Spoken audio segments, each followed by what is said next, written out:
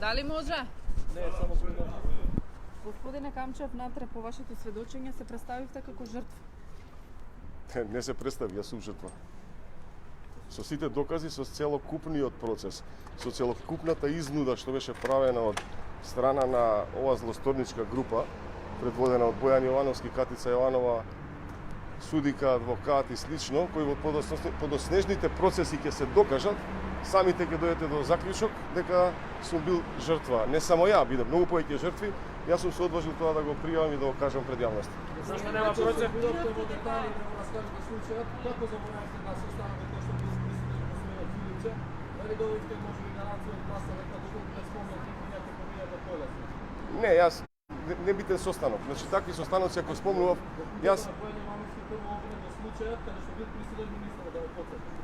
Јас кажав и во мојот исказ дека многу функционери, многу директори, многу биде злоупотребувани од страна на Бојан Јовановски и мислам дека да беше важно за процесот, сигурно ќе го кажам. Тука споменавте и Шекеринска. На колегата само, дали сте под негов политички притисок да не спомнувате никакви имиња на политичари и функционери во на ова рочиште?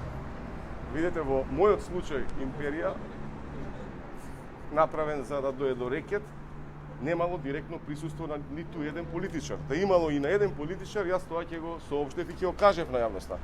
Колку што гледаме понатаму во случаите со меѓународниот сојуз и слично, ако се потврди таа група, таму веројатно има некаква инволвираност на некои други луѓе што биле во власта. Јас во мојот случај не сум имал таков притисок.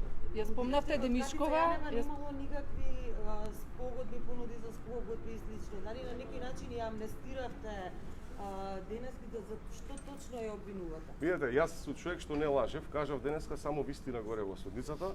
Беше болна за некои луѓе, меѓутоа таа е вистина. Не можам да ја обвинам Катица Јанева дека ми нудела спогодба, кога не ми нудела спогодба. Ми нудеше Бојан Јовановски, а јас ја слушав Катица Јанова, како што реков, дека таа со него разговарала на телефон за, како да кажам, за работа што е невозможно да се изведе. Јас сум свесен, паметен човек, сватив дека тоа игра на нив двајцата, меѓутоа мене во обвинителството тоа не ми го понудила лично. Господине Камчев, набројавте бизнисмени кои платиле веќе. Но ги спомнавте, да го споменам, Жорко Луковски, ги спомнавте и министерка. Во овој случај беше истакнат сомнение поранешно директор Саша Мјавов. Имате ли информација дали може би, бидејќи бевте во блиски контакти, дали може би он подлегнал на плаќање, има ли други луѓе кои платиле рекет, ги знаете, а не ги спомнавте? Видете, ја све што имам слушнато, не сум видел, сум слушнал, тоа го соопштив уште првиот пат на обвинителката Вилма Русковска. И тоа го кажав денеска. Сум слушнал за тие луѓе и на крајот на денот, вие сте паметни новинари, отворете кој све се рекламирал на еден ТВ по 200.000, кој што кажува Бојан Јовановски, нормални рекламни договори, ќе ви стане јасно дека сите тие биле рекетирани, жртви на ова злосторничко здружение. Сите што во еден ТВ имаат платено реклама, сите до еден биле на некој начин гонети од Бојан Јовановски и од Катица Јанева Дагу. само на тројца луѓе. Империја целосно наша има креирана лажно и дека сега и Любомир Јовески од оваа шема влезан, бидејќи тој го даде овој предмет на обвинител повторно да го работи. Не ви го разбирам прашањето. Сакате да ме убедите дека случајот Империја е лага и Љубомир Јовески кој што го предаде сега на работа и понатаму е вмешан во оваа шема? Јас прво не сакам никој ништо да убедам, најмалце вас. Сакам само да докажам дека сум чист и тоа ќе го докажам ако има и судски процес утре за случајот Империја. Меѓутоа сакам да нагласам дека случајот Империја е случај кој што е отворен за изнуда на пари. Затоа што и со начелното плавно мислење на Врховниот суд тие не биле овластени тужители, затоа што се превземени предмети кои што се од 2002 година, 18 години стари, затворени со обвинителски резолуции, што не е нормално, погледнете ги го изјавите на сите обвинители, кои што денеска што ги затвориле се во Советот и во Висшето обвинителство, и доколку сум сторил криминал, сигурно дека ќе искочам да одговарам пред јавноста. Ама тоа ќе го докажам во секој и пред вас и пред секоја судска постапка. Јас сум човек што вработува 3000 луѓе, најголем плаќач на данок во оваа држава и нема да дозволам моето лице и лицето на моите деца и моето семејство да го каѓаат вакви накази како Бојан Јовановски и Катица Јанева. Господине Камчев, во какво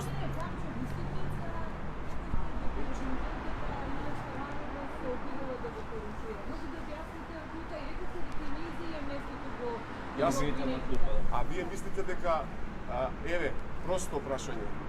Кој потпишува? Катица Јанева давала налог на кого? На обвинител Лиле Стефанова? Кога сам сум слушал како таа давала наредби на Лиле Стефанова, кои што биле противзаконски. Доколку биле противзаконски тие наредби, зашто Лиле Стефанова не ја пријавила Катица Јавнева кај Љубомир Јовевски и зашто не го почитувала законот за обвинителство? Ајде објаснете ми. Доколку тие наредби на Катица Јанева биле противзаконски и таа ја присилувала Лиле Стефанова да го прави тоа што го правеше, зашто таа не го пријавила до надлежниот обвинител дека имала притисок од Катица Јанева? А улогата на Весна Демичкова? Многу е јасна. Тие мерките што ви беа продадени од братот на судиката, од кого се добиени? Предпоставувате или знаете точно? Ама ја ве прашувам, значи мене ми понуди спогодба. Значи мене ми понуди спогодба, има и доказ за тоа во обвинителството. Спогодба братот на мојата истражна судика со исти бројки кои потоа ми ги бунуеше Бојан Јовановски и Катица Јанева. И како вие, ајде кажете ми кој друг адвокат има посебни истражни мерки у копија и ви нуди спогодба дека доколку дојде до процес, истите тие ќе бидат изменаџирани по скала на плаќање. Па јас да сум сакал некого да подкупувам и да рекетирам, ќе платев на почетокот и немаше да има процес. Јас бев убеден дека апсолутно нема никакво дело и вина против мене. И они тоа многу добро го знаат. Ја тоа ќе го докажам дека е така. Немојте да мислите дека ќе седам овде, ќе седам некој за да може да ме гнети и да ме прави. И ја мислам дека јас со ова што го направив голема заслуга на оваа држава. Еднаш за секогаш да се исчисти тоа зло што функционира во овој систем. И немојте да ги етикетираме сите суди и обвинители, збориме за 2-3% на тие луѓе. А сите им даваме етикета дека тие се нечестни, корумпирани и лопови. Сепак не ви го враќаат, не ви даваат привремен пасош, други суди. Поверете, само еден поеден Снимките стигнаа во јавност од вашите Како? безбедносни камери, снимките. Видете, јас колку што искочија потоа и документите, веројатно се искочени или Ама јас ги предадов до овластените институции. Како искачаа документите од таму? Јас ниту сум имал изјава моја, ниту сум имал снимки, ништо. Јас ги предадов и оригиналните хард дискови и оригиналните снимки до обвинителството, кое што потоа иделе од обвинителство до основен, од основен до апелација. Каде у тој круг е тоа искачано? Тоа ја не можам да кажам. А господин Камчев, сакате да објасните причините на обвинетиот Бојан Јовановски дека со помош на бугарски и американски пријатели всушност вие сте го документирале обидот за шпарска корупција. Јас Кој ствари сним? видите, снимав јас лично во секоја куќа објект, суд. Еве имате ситуација пред една недела кога неговителката го тепала детето. Кога ќе се десат такви дела, тие камери се поставени докажано во мојата куќа пред 4 години. Не се поставени дента. Коридорот кај што тие иделе и правеле е забележан на тие камери.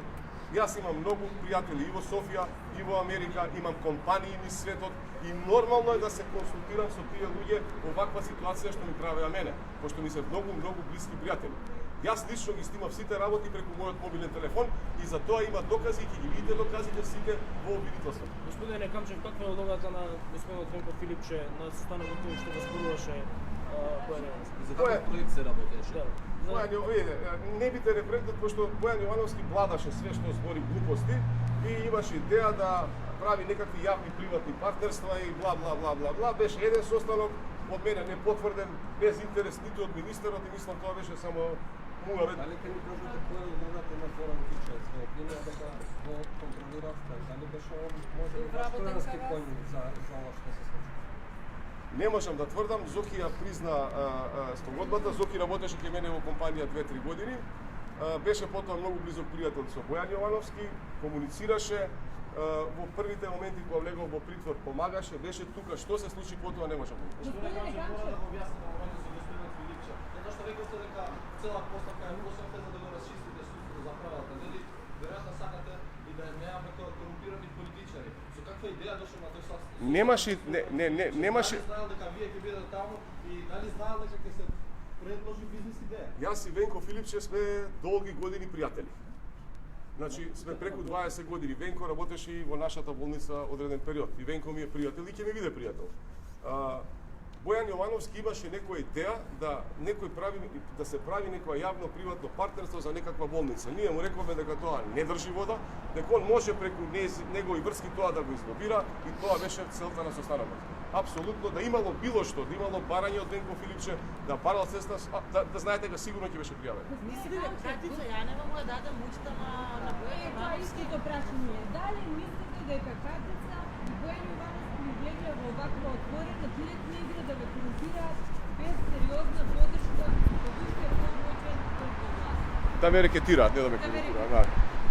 Нивната близина беше исклучително блиска. Веројатно ако се пуштат сите материјали во постапката, сето тоа ќе го чуете ви и ќе сватите за каква близина се работеше. Таму е најголемиот проблем што алчноста на Катица за пари беше клучна, мислам, оваа работа. Телевизијата беше алатка како потоа да зголеми моќта, повикувајќи функционери, секојдневно обвинители, суди, правејќи им се пријатели слично. И он ги продаваше на бизнисмените сите тие луѓе како негови блиски пријатели, преку кои може да заврши работа, да излобира, да него и некого и слично. Мислам дека, да не грешам душа, ама 99% моќта на Катица беше огромна, вие тоа добро го знаете, а Бојан е исклучително интелигентен човек и успеа тоа се да го продаде на нас сите како фейк производ. Во еден од исказите, односно во првиот исказ велите дека од кога излегол од состанок со премиерот, Боки дознал дека е пријавен. Мислите дека господинот Заев го предупредил Бојан Јовановски? Немам јаво ни еден исказ, ја немам дадено дека Боки Јовановски дознал од премиерот. Тоа е мој исказ, нема таков. Јас само од кога го пријавив Боки, со него ги прекинав сите комуникации. Апсолутно сите. Јас само му кажав на Зоран Милевски дека сум го информирал премиерот да му пренесам Зоки и дека што сака нека биде работа, нека се сврши. Бојан Јовановски само што последно рече дека торбата луѓето се вратила во вашиот дом. Како тоа изгледа? А видите, он е човек што не знае што збори. Некоја кажува дека торбата е земена од неговата куќа, од неговите родители, и однела таму или однела ваму. Мислам, апсолутна лага. Хард дисковите од тие дати, он рече за 2 дена после тоа се во обвинителството, ќе се видат сите камери и ќе видите кој лаже. Ова исказ што го кажав денеска и ова што го изјавувам е 100% точно и вистина. Значи нема ниту една лага, ниту некого сум заштитил, ниту некого ќе заштитам. Пробав да успеам да се изборам за правда во оваа држава. Тоа ми беше мисијата. Што беше акцијата вчера? Каде заврши милионот кој работа? Извинете? Предпоставувате каде заврши милионот кој работа? Луѓе, јас стварно не можам да... Видите, како да ви кажам, заврши кај Боки сигурно. А каде, дали се делел, колку се делел, кој на кого, и јас верувам дека е делен на некој, ама кој ги зимал парите, не знам. Добро, за вчерашната акција на МВР, што документи беа преземени? Прво, немаше никаква акција. Акција. Потврди дека имало истражители. Висте, луѓе, секојдневно во компаниите доаѓаат луѓе од управа за приходи на контроли, дојдоа од Министерството за внатрешни работи, најкултурно, најрегуларно, 20 инспектори во едната од нашите фирми да ги побараат документите за продажбата на артиклите што се продадени од компанијата Монт, мајци, поточно на компанијата Полиестер. Ние со компанијата Полиестер соработуваме повеќе од 10 години на истата оваа работа. Ние во таа сделка Монт како фирма ги има набавено маиците за 2 евра, а ги продало за 3,5 евра. Остварил супер профит, платил данок на државата, платил данок на добивка, платил ДДВ.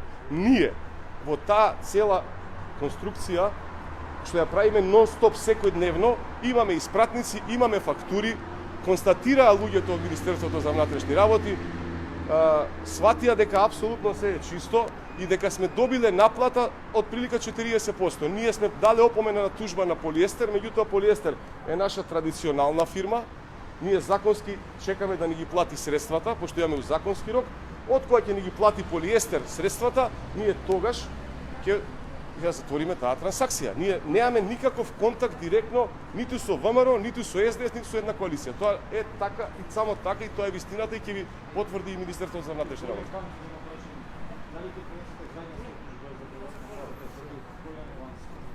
Ќе поднесам повеќе тужби, ќе бидете информирани, пошто ќе поднесам тужба за жртва и ќе поднесам граѓанска тужба против Катица Јанева и Боки 13 за враќање на средствата. А може ли да не дадете коментар на што се однесуваше прашањето на Јовановски, зашто друго има во торбата велика? Имаше само новини од озгора, магазини, луксузни некои магазини, пошто си играв мајтап со него, му ставив Луи Витон за мајтап, му ги ставив луксузните магазини за мајтап и му ги ставив парите. Му ја отворив торбата усовата, ги виде, се изнервира дека се по 50 евра банкноти и све ќе чуете и све ќе видите. Ништо друго немаше.